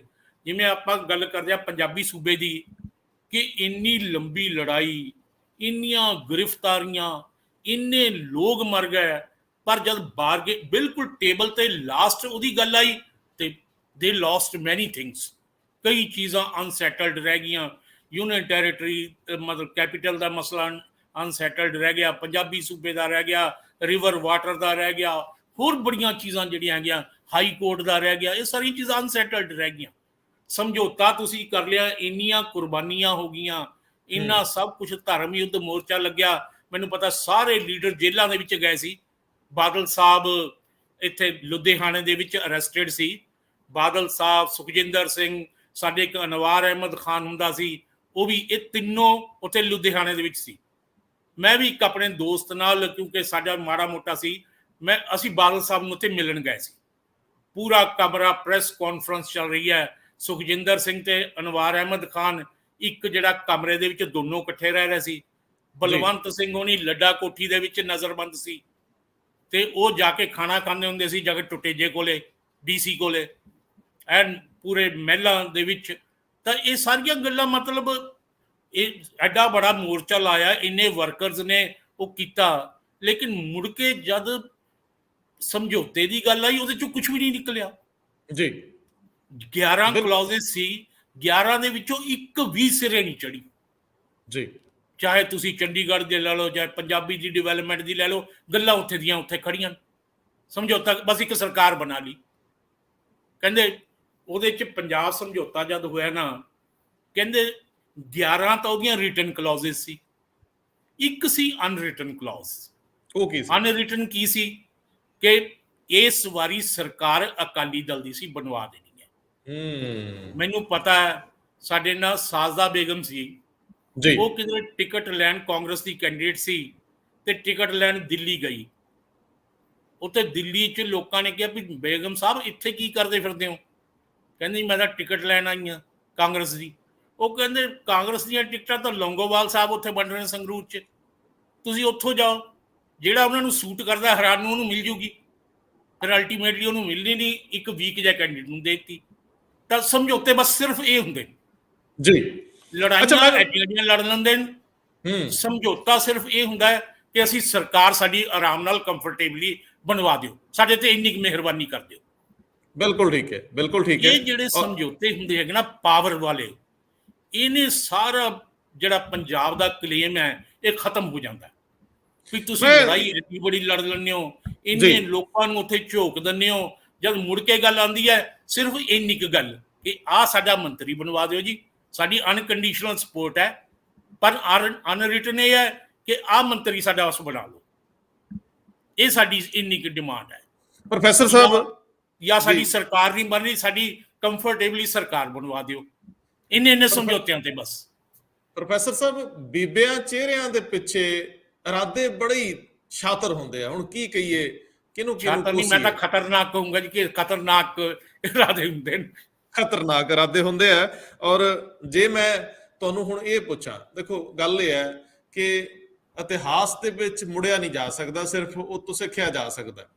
ਲੇਕਿਨ ਜੇ ਵਰਤਮਾਨ ਦੇ ਵਿੱਚ ਕੁਝ ਕਰਨਾ ਹੈ ਤਾਂ ਮੈਨੂੰ ਇੱਕ ਮੁਕਾਬਲਤਨ ਸਟੱਡੀ ਦੱਸਿਓ, ਮੈਨੂੰ ਕੰਪੈਰੀਜ਼ਨ 'ਚ ਦੱਸਿਓ ਕਿ ਉਹ ਸਟੇਟਸ ਜਿਨ੍ਹਾਂ ਨੂੰ ਵਧੀਆ ਲੀਡਰ ਮਿਲ ਗਏ, ਖੇਤਰੀ ਲੀਡਰ ਮਿਲ ਗਏ, ਜਿਹੜੇ ਖਿੱਤੇ ਲਈ ਲੜਦੇ ਆ, ਅੱਜ ਦੇ ਦਿਨ 'ਚ ਤੁਹਾਨੂੰ ਕੋਈ ਗੁੰਜਾਇਸ਼ ਨਜ਼ਰ ਆਉਂਦੀ ਆ? ਕੋਈ ਤੁਹਾਨੂੰ ਪੰਜਾਬ ਦੇ ਵਿੱਚ ਇੰਜ ਲੱਗਦਾ ਹੈ, ਲੋੜ ਤਾਂ ਬਹੁਤ ਆ, ਕੋਈ ਹਾਂਜੀ ਇੰਨੀ ਹਾਂਜੀ ਜ਼ੁਰਤ ਕਰ ਸਕਦਾ ਹੈ? ਤੁਹਾਨੂੰ ਲੱਗਦਾ ਪੰਜਾਬ ਦੇ ਵਿੱਚ ਕੋਈ ਇਸ ਤਰ੍ਹਾਂ ਦੀ ਗੱਲ ਅੱਗੇ ਵੱਧ ਸਕਦੀ ਸੰਭਾਵਨਾ ਹੈਗੀ, ਦੇਖੋ ਜਾਂ ਤੁਹਾਨੂੰ ਦ੍ਰਿਸ਼ ਵਿੱਚ ਕੋਈ ਐਸਾ ਬੰਦਾ ਦਿਸਦਾ ਹੋਵੇ ਜਿਹੜਾ ਇਹ ਗੱਲ ਨੂੰ ਅੱਗੇ ਵਧਾ ਸਕੇ? ਫਿਲਹਾਲ ਮੈਨੂੰ ਕੋਈ ਨਹੀਂ ਲੱਗ ਰਿਹਾ, ਕਿਉਂਕਿ ਜਿਹੜੀ ਗੇਮ ਹੈ ਉਹ ਪਾਰਟੀਆਂ ਦੇ ਵਿੱਚ ਹੀ ਹੁੰਦੀ ਹੈ, ਡੈਮੋਕ੍ਰੈਟਿਕ ਸਟੇਟ ਦੇ ਵਿੱਚ ਜਾਂ ਜੀ। ਡੈਮੋਕ੍ਰੇਸੀ ਦੇ ਵਿੱਚ। ਸਾਡੇ ਸਾਹਮਣੇ 3 ਪਲੇਅਰਸ ਹੈਗੇ, ਅਕਾਲੀ ਦਲ ਹੈ, ਆਮ ਆਦਮੀ ਪਾਰਟੀ ਹੈ, ਕਾਂਗਰਸ ਹੈ। ਤਿੰਨਾਂ ਦੇ ਵਿੱਚ ਜੋ ਫਰੰਟ ਲੀਡਰਸ਼ਿਪ ਹੈ, ਚਾਹੇ ਮਤਲਬ ਫਰੰਟ ਤੋਂ ਇਲਾਵਾ ਵੀ ਜਿਹੜੇ ਬੈਕਗਰਾਊਂਡ 'ਚ ਵੀ ਹੈਗੇ ਲੀਡਰ, ਜਿਹੜੇ ਕੋਸ਼ਿਸ਼ ਕਰ ਰਹੇ ਨੇ ਕਿ ਅਸੀਂ ਵੀ ਅੱਗੇ ਆ ਜਾਈਏ, ਉਹਨਾਂ ਦੇ ਵਿੱਚੋਂ ਕਿਸੇ ਦੇ ਵਿੱਚ ਵੀ ਮੈਨੂੰ ਐਸੀ ਕੈਪੈਸਿਟੀ ਨਹੀਂ ਲੱਗਦੀ ਉਹ ਇਸ ਤਰ੍ਹਾਂ ਦੀ ਫਾਈਟ ਕਰ ਲਏਗਾ। ਚਾਹੇ ਪ੍ਰੋਮਿਸਿਸ ਜੋ ਮਰਜ਼ੀ ਕਰੀ ਜਾਓ, ਕਿਉਂਕਿ ਪ੍ਰੋਮਿਸ ਕਰਨੇ ਤਾਂ ਬੜੇ ਆਸਾਨ ਹਨ। ਵੈਸੇ ਮੈਨੀਫੈਸਟੋ ਤੁਹਾਨੂੰ ਪਤਾ ਹੀ ਹੈ, ਜਾਰੀ ਕਰ ਦਿੰਦੇ ਨੇ, ਪਰ ਉਹਨਾਂ ਜਾਂ ਤਾਂ ਐਫੀਡੇਵਿਟ 'ਤੇ ਹੋਵੇ ਮੈਨੀਫੈਸਟੋ। ਹੋਣਾ ਇਹ ਚਾਹੀਦਾ ਹੈ ਕਿ ਜੋ ਵੀ ਮੈਨੀਫੈਸਟੋ ਹੈ ਪਾਰਟੀ ਦਾ, ਉਹ ਲੀਗਲ ਪੇਪਰ 'ਤੇ ਹੋਣਾ ਚਾਹੀਦਾ, ਕੋਰਟ ਪੇਪਰ 'ਤੇ ਹੋਣਾ ਚਾਹੀਦਾ ਕਿ ਹਾਂਜੀ ਇਹ ਅਸੀਂ ਨਹੀਂ ਕਰਾਂਗੇ, ਉਹਦੇ ਬਾਰੇ ਲੀਗਲ ਐਕਸ਼ਨ ਫਿਰ ਹੋਵੇ। ਪਰ ਉਹ ਸਰ ਉੱਥੇ ਤਾਂ ਬੇਨਤੀ ਇਹ ਆ ਕਿ ਜਿਹੜੇ ਚੋਣ ਮੈਨੀਫੈਸਟੋ ਆ ਉਹ ਤਾਂ ਰਾਹਤਾਂ ਤੇ ਰਿਆਇਤਾਂ ਦੇ ਨਾਲ ਭਰੇ ਹੋਏ ਆ, ਉਹਦੇ 'ਚ ਤਾਂ ਵਿਜ਼ਨ ਹੀ ਹੈ ਨਹੀਂ। ਦੁੱਖ ਤਾਂ ਇਸ ਗੱਲ ਦਾ ਨਾ ਕਿ ਉਹਦੇ 'ਚ ਕੋਈ ਪਾਲਿਸੀ ਦੀ ਗੱਲ ਨਹੀਂ ਹੈ, ਕੀ ਦੇਣਾ ਤੁਸੀਂ, ਤੁਹਾਡਾ ਰੈਵਨਿਊ ਕਿਵੇਂ ਜਨਰੇਟ ਹੋਊਗਾ, ਹੱਥਾਂ ਨੂੰ ਕੰਮ ਕਿਵੇਂ ਮਿਲੂਗਾ, ਤੁਸੀਂ ਕਲਚਰ ਨੂੰ ਕਿਵੇਂ ਡੀਲ ਕਰਨਾ, ਐਜੂਕੇਸ਼ਨ ਕਿਹੋ ਜਿਹੀ ਹੋਵੇ, ਇਨਫਰਾਸਟ੍ਰਕਚਰ ਕਿਹੋ ਜਿਹਾ ਹੋਵੇ, ਤੁਹਾਡੀ ਸਟੇਟ ਕਿਵੇਂ ਵਧੇ ਫੁੱਲੇ, ਉਹ ਤਾਂ ਕੁਝ ਵੀ ਨਹੀਂ। ਗੱਲ ਤਾਂ ਇਹ ਹੁੰਦੀ ਹੈ ਤੈਨੂੰ 200 ਯੂਨਿਟ, ਤੈਨੂੰ 400 ਯੂਨਿਟ, ਸਾਰੇ ਤੈਨੂੰ ਨਾ ਵੋਟ ਪੋਲਿਟਿਕਸ ਇਨਵੋਲਵ ਹੁੰਦੀ ਹੈ। ਸਟੇਟ ਦੀ ਡਿਵੈਲਪਮੈਂਟ ਦਾ ਕੋਈ ਏਜੰਡਾ ਨਹੀਂ। ਉੱਥੇ ਸਵਾਲ ਇਹੀ ਹੈ ਕਿ ਤੁਸੀਂ ਸਾਰੇ ਲੋਕਾਂ ਦੀ ਡਿਵੈਲਪਮੈਂਟ ਕਰਨੀ ਹੈ, ਸਟੇਟ ਦੀ ਡਿਵੈਲਪਮੈਂਟ ਕਰਨੀ ਹੈ, ਜਾਂ ਕੁਝ ਲੋਕਾਂ ਨੂੰ ਕੰਸੈਸ਼ਨ ਦੇ ਕੇ ਤੁਸੀਂ ਦੂਸਰਿਆਂ ਤੇ ਬੋਝ ਪਾ ਕੇ ਉਹਦੇ 'ਚ ਆਪਣੀਆਂ ਵੋਟਾਂ ਖੋਰਨੀਆਂ ਹੈਗੀਆਂ। ਜੀ ਅੱਜ ਕੱਲ੍ਹ ਸਾਰੀਆਂ ਹੀ ਪਾਰਟੀਆਂ ਤਕਰੀਬਨ, ਪੰਜਾਬ 'ਚ ਤਾਂ ਇੱਕ ਬਹੁਤ ਕਲਚਰ ਹੀ ਬਣ ਗਿਆ। ਮੈਂ ਕਈ ਵਾਰੀ ਪਾਕਿਸਤਾਨ ਜਾਣ ਦਾ ਮੈਨੂੰ ਮੌਕਾ ਮਿਲਿਆ ਹੈ, ਕਿਉਂਕਿ ਮੇਰੇ ਇੱਕ ਕਜ਼ਨ ਜਿਹੜੇ ਸੀ ਨਾ ਛੋਟੇ, he was principal secretary to prime minister Nawaz Sharif sahib. ਤੇ ਉੱਥੇ ਮੈਂ ਗੱਲ ਕੀਤੀ ਕਿ ਤੁਹਾਡੇ ਵੀ ਇੰਨੀ ਗਰੀਬੀ ਹੈ, ਤੇ ਸਾਡੇ ਤਾਂ ਗਰੀਬਾਂ ਵਾਸਤੇ ਬੜੀਆਂ ਸਕੀਮਾਂ ਹੈਗੀਆਂ, ਆਟਾ ਦਾਲ ਸਕੀਮ ਹੈ ਜੀ, ਫ੍ਰੀ ਇਲੈਕਟ੍ਰੀਸਿਟੀ ਹੈ, ਹੋਰ ਸ਼ਗਨ ਸਕੀਮ ਹੈ, ਇੰਨੀਆਂ ਸਕੀਮਾਂ। ਉਹ ਕਹਿੰਦੇ ਸਾਡੇ ਤਾਂ ਸਕੂਮ ਕੋਈ ਨਹੀਂ। ਹਾਲਾਂਕਿ ਡਿਵੈਲਪਮੈਂਟ ਤਾਂ ਉੱਥੇ ਵੀ ਨਹੀਂ, ਆਪਾਂ ਨੂੰ ਪਤਾ ਹੈ। ਪਰ ਇਹ ਜਿਹੜਾ ਕਲਚਰ ਹੈ ਨਾ, ਸਿਰਫ ਆ ਬੈਨੀਫਿਟਸ ਦੇਣ ਦਾ ਕੁਝ ਸੈਕਸ਼ਨ ਨੂੰ ਵੋਟ ਲੈਣ ਵਾਸਤੇ, ਇਹਦੇ 'ਚ ਪੰਜਾਬ 'ਚ ਜ਼ਿਆਦਾ ਹੋ ਗਿਆ, ਕਿਉਂਕਿ ਕੰਪੀਟੀਸ਼ਨ ਫਾਰ ਪਾਵਰ ਦੇ ਵਿੱਚ ਨਾ ਇਹ ਸੌਖਾ ਜਿਹਾ ਰਸਤਾ ਹੁੰਦਾ ਵੀ ਕਿੱਥੇ ਤੁਸੀਂ ਇੰਨੇ ਕੰਮ ਕਰਦੇ ਫਿਰੋਗੇ, ਕਿੱਥੇ ਡਿਵੈਲਪਮੈਂਟ ਕਰਦੇ ਫਿਰੋਗੇ, ਕਿੱਥੋਂ ਪੈਸਾ ਨਹੀਂ ਖਾਓਗੇ। ਉਹ ਤੋਂ ਸਿੰਪਲ ਵੇ ਇਹ ਹੈਗਾ ਕਿ ਕੁਝ ਲੋਕ ਜਿਹੜੇ ਸੈਕਸ਼ਨਸ ਹੈਗੇ ਉਹਨਾਂ ਨੂੰ ਤੁਸੀਂ ਕਰ ਲਓ। ਔਰ ਕਈ ਵਾਰੀ ਇੰਪਲੀਮੈਂਟੇਸ਼ਨ ਦੇ ਵਿੱਚ ਵੀ ਪ੍ਰੋਬਲਮ ਹੁੰਦੀ ਹੈ। ਰੰਧਾਵਾ ਸਾਹਿਬ, ਮੈਂ ਤੁਹਾਨੂੰ ਦੱਸਦਾ ਕਿ ਬਿਲਕੁਲ ਮੇਰਾ ਪਰਸਨਲ ਐਕਸਪੀਰੀਅੰਸ ਹੈ। ਮੈਂ ਨਾ ਪਿਛਲੇ ਵਾਰੀ ਅਸੀਂ ਪੋਲੀਟੀਕਲ ਸਾਇੰਸ ਐਸੋਸੀਏਸ਼ਨ ਦਾ ਵੀ ਮੈਂ ਪੰਜਾਬ ਦੀ ਦਾ ਪ੍ਰਧਾਨ ਹਾਂ। ਅਸੀਂ ਕਿਹਾ ਚਲੋ ਸਰਵੇ ਕਰਕੇ ਆਉਂਦੇ ਹਾਂ ਥੋੜ੍ਹਾ ਜਿਹਾ। ਅਸੀਂ ਨਿਕਲ ਗਏ ਲੰਬੀ ਕੌਂਸਟੀਚੁਐਂਸੀ ਦੇ ਵਿੱਚ, ਬਾਦਲ ਸਾਹਿਬ ਵਾਲੀ ਦੇ ਵਿੱਚ। ਅੱਛਾ, ਵੀ ਉੱਥੇ ਜਾ ਕੇ ਨਜ਼ਾਰਾ ਦੇਖ ਕੇ ਆਈਏ। ਉੱਥੇ ਦੀ ਕੰਪੋਜੀਸ਼ਨ ਸ਼ਾਇਦ ਤੁਹਾਨੂੰ ਪਤਾ ਹੋਵੇ ਕਿ ਉਹ ਐਸੀ ਕੌਂਸਟੀਚੁਐਂਸੀ ਹੈ, ਮਾਲਵੇ ਦੀ ਅਨਰਿਜ਼ਰਵਡ ਕੌਂਸਟੀਚੁਐਂਸੀ, ਜਿੱਥੇ ਤਕਰੀਬਨ 45% ਸ਼ਡਿਊਲ ਕਾਸਟ ਪਾਪੂਲੇਸ਼ਨ ਹੈ। 45% schedule caste population, still it is unreserved. ਔਰ ਉਹਦੇ ਵਿੱਚ ਕੀ ਹੈ, ਸ਼ਡਿਊਲ ਕਾਸਟ ਨੂੰ ਕਦੇ ਉੱਥੇ ਕੈਂਡੀਡੇਟ ਨੂੰ ਕਿਸੇ ਨੂੰ 1% ਵੀ ਨਹੀਂ ਵੋਟ ਪੈਂਦੀ। ਜਿਹੜੀ ਆਪਾਂ ਕਹਿੰਦੇ ਹਾਂ ਨਾ ਕਿ ਸ਼ਾਇਦ ਕਾਸਟ ਦੇ ਬੇਸ ਤੇ ਪੈਂਦੀ ਹੋਏਗੀ, ਉਹ ਸਾਰਾ ਕੰਮ ਹੋਰ ਹੀ ਚੱਲਦਾ। ਗਰੀਬ ਲੋਕ ਹੈਗੇ, ਉਹਨਾਂ ਨਾ ਕਿਸੇ ਨੂੰ ਕੋਈ ਚੇਅਰਮੈਨੀ ਨਾ ਕੁਝ। 45% ਕਿਸ ਚੀਜ਼ ਤੇ ਸਰਵਾਈਵ ਕਰਦੇ ਨੇ? ਜਿੰਨੀਆਂ ਗੌਰਮੈਂਟ ਦੀਆਂ ਸਕੀਮਾਂ ਹੈਗੀਆਂ, ਈਵਨ 35-35 ਸਾਲ ਦੇ ਬੰਦੇ ਅਸੀਂ ਮਿਲੇ, ਬੁਢਾਪਾ ਪੈਨਸ਼ਨ ਲੈ ਰਹੇ। ਦੱਸੋ ਤਾਂ। ਔਰ ਇੱਕ ਹਾਊਸਿਸ ਨੂੰ ਠੀਕ ਕਰਾਉਣ ਦੀ ਸਕੀਮ ਸੀ, ਇੱਕ ਘਰ ਦੇ ਵਿੱਚ 4-4 ਚੈੱਕ। ਕਈ ਲੋਕ ਐਸੇ ਕਰਕੇ ਨਾਰਾਜ਼ ਹੋਏ ਬੈਠੇ। ਅਸੀਂ ਕਿਹਾ ਤੁਸੀਂ ਕਿਹਨੂੰ ਵੋਟ ਪਾਓਗੇ? ਕਹਿੰਦੇ ਜੀ ਇਸ ਤਾਂ ਇਸ ਵਾਰੀ ਅਕਾਲੀ ਦਲ ਨੂੰ ਪਾਉਂਦੇ ਨਹੀਂ। ਸਾਨੂੰ ਕਿਹਾ ਕਿਉਂ ਨਹੀਂ ਪਾਉਂਦੇ? ਕਹਿੰਦਾ ਜੀ ਸਾਡੇ ਪੜੋਸ ਦੇ ਵਿੱਚ ਤਾਂ 3 ਬੰਦੇ ਹੈਗੇ, ਉਹਨਾਂ ਨੂੰ 4 ਚੈੱਕ ਦੇ ਦਿੱਤੇ ਹਾਊਸ ਰਿਪੇਅਰ ਕਰਾਉਂਦੇ, ਸਾਡੇ 6 ਹੈਗੇ, ਸਾਨੂੰ 2 ਹੀ ਦਿੱਤੇ ਹੈਗੇ। ਸਾਨੂੰ ਕਿਹਾ ਸਿਰਫ ਪੈਸੇ ਦਾ ਹੀ ਮਸਲਾ ਹੈ? ਕਹਿੰਦਾ ਹਾਂਜੀ। ਸਾਨੂੰ ਕਿਹਾ ਜੇ ਤੁਹਾਨੂੰ ਚੈੱਕ ਮਿਲ ਜਾਵੇ ਅੱਜ, ਕਹਿੰਦਾ ਫਿਰ ਤਾਂ ਮੈਂ ਚਾਚੇ ਨੂੰ ਵੀ ਨਾਲ ਚੱਕ ਕੇ ਲੈ ਜੂ ਵੋਟ ਪਵਾਉਣ। ਕਹਿੰਦਾ ਆਪਣੀ ਤਾਂ ਪਾਣੀ ਓ ਪਾਣੀ ਹੈ, ਕਹਿੰਦਾ ਚਾਚੇ ਨੂੰ ਵੀ ਨਾਲ ਚੱਕ ਕੇ ਲੈ ਜੂ। ਕਹਿੰਦਾ ਬਸ ਇੰਨੀਆਂ ਗੱਲਾਂ ਹੈਗੀਆਂ। ਇਸ ਤਰ੍ਹਾਂ ਜਿਹੜੀਆਂ ਵੋਟ ਪੋਲਿਟਿਕਸ ਇਸ ਤਰ੍ਹਾਂ ਚੱਲਦੀ ਹੈ। ਪ੍ਰੋਫੈਸਰ ਸਾਹਿਬ ਮਜ਼ਾ ਆ ਜਾਂਦਾ ਹੈ ਤੁਹਾਡੇ ਨਾਲ ਗੱਲ ਕਰਕੇ, ਕਿਉਂਕਿ ਉਹ ਗਰਾਊਂਡ ਰਿਐਲਿਟੀ, ਉਹ ਧਰਾਤਲ ਦੀਆਂ ਗੱਲਾਂ ਤੇ ਉਹ ਸੱਚ ਤੁਸੀਂ ਬੋਲਦੇ ਹੋ, ਚੰਗਾ ਲੱਗਦਾ ਹੈ। ਤੁਹਾਡੀ ਗੱਲ ਤੋਂ ਤਾਂ ਮੈਨੂੰ ਇੰਝ ਲੱਗਦਾ ਕਿ ਪੰਜਾਬ ਅਜੇ 5-7 ਸਾਲ ਹੋਰ ਉਡੀਕ ਕਰੇ, ਕੋਈ ਕ੍ਰਿਸ਼ਮਾ ਵਾਪਰੇ, ਕੋਈ ਐਸੀ ਹਸਤੀ ਆਵੇ ਜਿਹੜੀ ਆਪਣੇ ਨਿੱਜ ਤੋਂ ਉੱਠ ਜਾਏ, ਜਿਹਨੂੰ ਆਪਣੇ ਪਰਿਵਾਰ ਟੱਬਰ ਦਾ ਮੋਹ ਨਾ ਹੋਵੇ, ਜਿਹੜਾ ਕਵੇ ਕਿ ਇਹ ਇੱਕ ਜੀਵਨ ਲਾ ਦੇਣਾ ਹੈ, ਇਹ ਜੀਵਨ ਇੱਕ ਲਾਏ ਬਿਨਾਂ ਸਰਨਾ ਨਹੀਂ, ਤੇ ਉਦੋਂ ਤੱਕ ਸਾਨੂੰ ਉਡੀਕ ਹੀ ਕਰਨੀ ਪਊਗੀ। ਰੰਧਾਵਾ ਸਾਹਿਬ, ਤੁਸੀਂ ਇਸ ਚੀਜ਼ ਤੋਂ ਅੰਦਾਜ਼ਾ ਲਾਓ ਕਿ ਕਈ ਪੋਲੀਟੀਕਲ ਪਾਰਟੀਆਂ ਨੇ, ਕੋਈ ਜਿਹੜਾ ਅੱਛਾ ਬੰਦਾ ਹੈ ਨਾ, ਜਿਹੜਾ ਸੱਚਮੁੱਚ ਕੰਮ ਕਰ ਸਕਦਾ, ਆਪਾਂ ਨਹੀਂ ਕਹਦੇ ਕਿ ਕਰਦਾ ਹੀ ਹੈ, ਕਰ ਸਕਦਾ ਹੈ, ਕੁਝ ਸਵਾਰ ਸਕਦਾ ਹੈ, ਉਹ ਅੱਗੇ ਆਉਣ ਨੂੰ ਤਿਆਰ ਹੀ ਨਹੀਂ, ਕਿਉਂਕਿ ਉਹਨੂੰ ਪਤਾ ਜੋ ਸਿਸਟਮ ਹੈ ਕਿ ਉਹ ਸਿਸਟਮ ਦੇ ਵਿੱਚ ਨਹੀਂ। ਸੀਚੇਵਾਲ ਸਾਹਿਬ ਨੂੰ ਲੋਕਾਂ ਨੇ ਕੰਟੈਕਟ ਕੀਤਾ, SP ਓਬਰਾਏ ਨੂੰ ਕੰਟੈਕਟ ਕੀਤਾ ਕਈ ਪਾਰਟੀਆਂ ਨੇ ਵੀ ਆ ਜਾਓ ਤੁਸੀਂ ਸਾਡੀ ਤਰਫੋਂ, ਲੇਕਿਨ ਕੋਈ ਸਿਆਣਾ ਬੰਦਾ ਜਿਹੜਾ ਹੈਗਾ ਉਹ ਇੱਧਰ ਅਟਰੈਕਟ ਨਹੀਂ ਹੁੰਦਾ। ਉਹਨੂੰ ਪਤਾ ਸਾਰਾ ਸਿਸਟਮ ਖਤਮ ਹੋਇਆ ਪਿਆ, ਇਹਦੇ 'ਚ ਇੱਕ ਬੰਦਾ ਕੀ ਕਰੇਗਾ, ਉਹਨੂੰ ਕਿੱਥੋਂ ਚੱਲਣ ਦੇਣਗੇ। ਹਜੇ ਤੱਕ ਤਾਂ ਕੋਈ ਇਸ ਤਰ੍ਹਾਂ ਦੀ ਮਤਲਬ ਹੋਪ ਨਜ਼ਰ ਨਹੀਂ ਆ ਰਹੀ, ਲੇਕਿਨ ਫਿਰ ਵੀ ਆਸ ਨਹੀਂ ਛੱਡਣੀ ਚਾਹੀਦੀ। ਐਡਾ ਬੜਾ ਸੂਬਾ ਹੈ, ਈਵਨ ਇਜ਼ਰਾਈਲ ਤੋਂ ਬੜਾ ਹੈ ਪੰਜਾਬ, ਇਜ਼ਰਾਈਲ ਤੋਂ ਏਰੀਏ 'ਚ ਵੀ, ਇਜ਼ਰਾਈਲ ਤੋਂ ਪਾਪੂਲੇਸ਼ਨ ਦੇ ਵਿੱਚ ਵੀ ਬੜਾ ਹੈ। ਜਦ ਉਹ ਇੰਨਾ ਗਰੋ ਕਰ ਸਕਦਾ ਹੈ ਤੇ ਅਸੀਂ ਕਿਉਂ ਨਹੀਂ ਕਰ ਸਕਦੇ। ਇੱਥੇ ਬਹੁਤ ਅੱਛੇ ਲੋਕ ਹੈਗੇ, ਸਿਰਫ ਲੀਡਰਸ਼ਿਪ ਦੀ ਵੀ ਆਪਾਂ ਨਾਲ ਗੱਲ ਕਰੀਏ, ਲੋਕ ਤਾਂ ਬਹੁਤ ਅੱਛੇ, ਬਿਲਕੁਲ ਬੇਹੱਦ ਅੱਛੇ, ਮਤਲਬ ਸਾਰੇ ਇੰਡੀਆ ਤੇ ਨਜ਼ਰ ਮਾਰ ਲਓ, ਮਤਲਬ ਇੰਨਾ ਸੈਕੂਲਰ ਕਲਚਰ, ਇੰਨੇ ਫਰਾਕ ਦੇ ਲੋਕ। ਅੱਜ ਵੀ ਮੈਨੂੰ ਇੱਕ ਬੰਦਾ ਮਿਲਿਆ ਰਾਜਸਥਾਨ ਤੋਂ ਆਇਆ ਸੀ, ਕਹਿੰਦਾ ਜੀ ਮੇਰੇ को बहुत खुशी हुई यहाँ आके, यहाँ कोई भूखा नहीं मर सकता, ਲੇਕਿਨ ਉਹ ਲੋਕਾਂ ਦੇ ਸਿਰ ਤੇ ਹੈ, ਨਾ ਕਿ ਲੀਡਰਾਂ ਦੇ ਸਿਰ ਤੇ। ਪ੍ਰੋਬਲਮ ਸਾਡੀ ਲੀਡਰਸ਼ਿਪ ਦੀ ਹੈ। ਰੱਬ ਸਾਡੇ ਤੇ ਮਿਹਰ ਕਰੇ, ਅੱਛਾ ਕੋਈ ਲੀਡਰ ਮਿਲੇ ਜਿਹੜਾ ਸਾਰੀ ਚੀਜ਼ ਨੂੰ, ਸਾਨੂੰ ਪਤਾ ਹੈ ਸਾਡਾ ਯੰਗ ਤਬਕਾ ਸਾਰਾ ਬਾਹਰ ਨੂੰ ਭੱਜਿਆ ਜਾਂਦਾ ਹੈ, ਕੋਈ ਓਪਰਚੁਨਿਟੀਜ਼ ਨਹੀਂ, ਕੋਈ ਬਿਜ਼ਨਸ ਨਹੀਂ, ਕੋਈ ਕੁਛ ਨਹੀਂ, ਕੀ ਹਾਲ ਹੋਇਆ ਪਿਆ ਹੈ। ਇਹ ਸਾਰੀਆਂ ਚੀਜ਼ਾਂ ਕੋਈ ਸਿਆਣਾ ਬੰਦਾ ਆ ਕੇ ਸਾਂਭੇ, ਸਾਡੀ ਤਾਂ ਇਹੀ ਇੱਛਾ ਹੈ।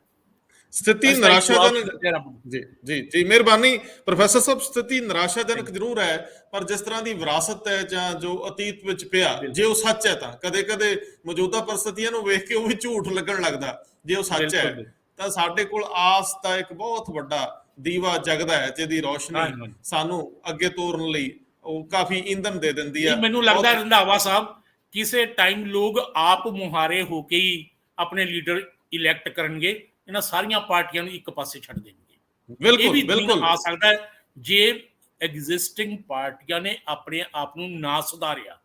ਉਡੀਕ ਕਰਾਂਗੇ ਉਸ ਦਿਨ ਦੀ, ਉਡੀਕ ਕਰਾਂਗੇ। ਬਹੁਤ ਮਿਹਰਬਾਨੀ। ਉਡੀਕ ਕਰਦੇ ਹਾਂ ਕਿ ਸਾਰੀਆਂ ਪਾਰਟੀਆਂ ਜਿਹੜੀਆਂ ਹੈਗੀਆਂ ਉਹ ਆਪਣੀਆਂ ਇੰਟਰੋਸਪੈਕਟ ਕਰਨ, ਸਟੇਟ ਦੇ ਹਿੱਤਾਂ ਦੀ ਗੱਲ ਕਰਨ, ਲੋਕਾਂ ਦੇ ਹਿੱਤਾਂ ਦੀ ਗੱਲ ਕਰਨ, ਆਪਣੇ ਹਿੱਤ ਤੋਂ ਉੱਪਰ ਉੱਠ ਜਾਣ।